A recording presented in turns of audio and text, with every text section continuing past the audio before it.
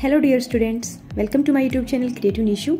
मैं हूँ निशा कौशिक और आज मैं आप सभी के लिए लेकर आई हूँ journal organic chemistry.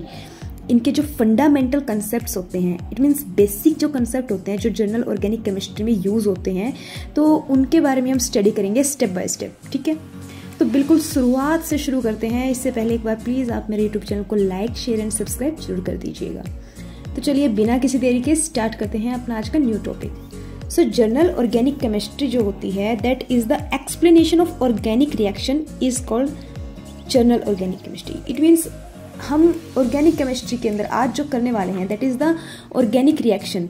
Organic reaction के अंदर जो हम स्टेप बाय स्टेप किसी भी ऑर्गेनिक रिएक्शन को एक्सप्लेन करते हैं वो हम किसके थ्रू करते हैं? With the help of its mechanism. तो मैकेनिज्म के थ्रू हम किसी भी ऑर्गेनिक रिएक्शन को स्टेप बाय स्टेप एक्सप्लेन करते हैं। ठीक है, तो इसी मैकेनिज्म को एक्सप्लेन करने के टाइम पर बहुत सारी बेसिक टर्म्स होती हैं ऑर्गेनिक केमिस्ट्री की, जो बहुत ही इम्पोर्टेंट टर्म्स होती हैं। उनको आज हम समझेंगे और क्लैरिफाई करेंगे। तो चलिए सबसे पहले समझते हैं मैकेनिज्म। मैकेनिज्म क्या होता है? Mechanism of A reaction is a hypothetical concept. जो मैकेनिज्म होता है किसी भी ऑर्गेनिक रिएक्शन का, वो कैसा कंसेप्ट है? एक हाइपोथेटिकल कंसेप्ट है। ठीक है, इसको समझने के लिए मैकेनिज्म में हमें सबसे पहले तीन जो बातें हैं, मोस्ट इंपोर्टेंट बातें, उनके बारे में पता होना बहुत जरूरी है। किसी भी ऑर्गेनिक रिएक्शन के अंदर तीन चीजें पार्टिसिपेट करती है, that is the reactants. Reactants जो होते हैं इनको हमें समझना बहुत जरूरी है। इनको समझेंगे, इससे रिलेटेड बेसिक टर्म्स को समझेंगे। ठीक है, रिएक्टेंट्स के टाइप को समझेंगे। उसके बाद आता है इंटरमीडिएट।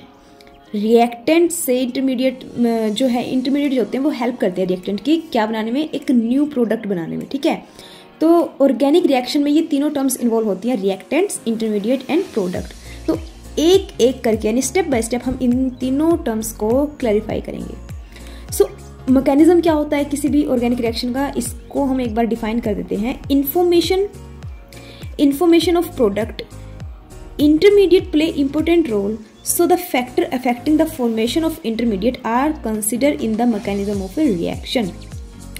कौन कौन से फैक्टर हैं जो कि इंटरमीडिएट की फॉर्मेशन में जो है उसको अफेक्ट करते हैं, ये हम समझेंगे किसी भी रिएक्शन के मैकेनिज्म के दौरान। ठीक है, तो जर्नल ऑर्गेनिक केमिस्ट्री के अंदर जैसा कि मैंने आप सभी को पहले भी बताया है, हम जो बेसिक फंडामेंटल टर्म्स होती हैं उनकी स्टडी करेंगे, जो कि किसी भी ऑर्गेनिक रिएक्शन के मैकेनिज्म के दौरान हम स्टडी करते हैं। ठीक है, तो जो ऑर्गेनिक रिएक्शन का मैकेनिज्म है उसको मैंने तीन कैटेगरी में डिवाइड किया था, रिएक्टेंट्स, इंटरमीडिएट एंड प्रोडक्ट। तो धीरे धीरे स्टेप बाय स्टेप मैं इन तीनों को जो है एक्सप्लेन करूंगी। तो सबसे पहली जो कैटेगरी है दैट इज द रिएक्टेंट। तो इन ऑर्गेनिक रिएक्शन रिएक्टेंट को हम टू कैटेगरी में क्लासिफाई करते हैं, सबस्ट्रेट एंड रिएजेंट। सबस्ट्रेट जो हमारी अटैक स्पीसीज होती है, ऑर्गेनिक रिएक्शन के अंदर जिस स्पीसीज पे अटैक होता है that is known as substrate. और सेकंड जो कैटेगरी है रिएक्टेंट की that is the reagent. Reagent वो स्पीसीज होती है जो अटैक करती है किस पर? सबस्ट्रेट पर। ठीक है, तो रिएक्टेंट हमारे दो तरह के होते हैं, substrate and reagent. Substrate is the species which is attacked and it is always organic species, and reagent the species which is attacking, which may be organic or inorganic, so also known as organic reagent or attacking reagent। तो इसी वजह से हम इसको reagent को organic reagent भी बोलते हैं और attacking reagent भी बोलते हैं। चलिए एक रिएक्शन से हम क्लैरिफाई करते हैं कि कैसे ऑर्गेनिक रिएक्शन के अंदर सबस्ट्रेट होता है और रिएजेंट उस पर अटैक करता है। तो मान लो जैसे ये सबस्ट्रेट है, ठीक है, जिसको हम ऑर्गेनिक मॉलिक्यूल भी बोलते हैं।